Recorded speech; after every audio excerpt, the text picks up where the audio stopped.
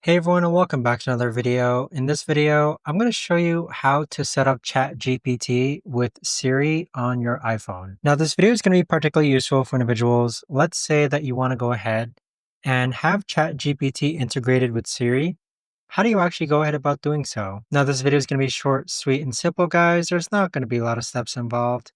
Now, in order to do this, let's first open up Settings, then scroll down to where it says Apple Intelligence and Siri. Next, go ahead and scroll down.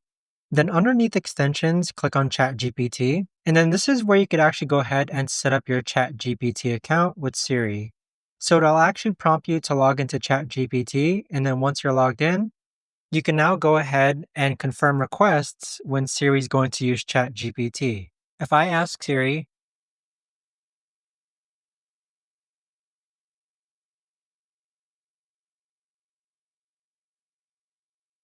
thanks so much for watching, everyone, and I'll see you guys all in the next video.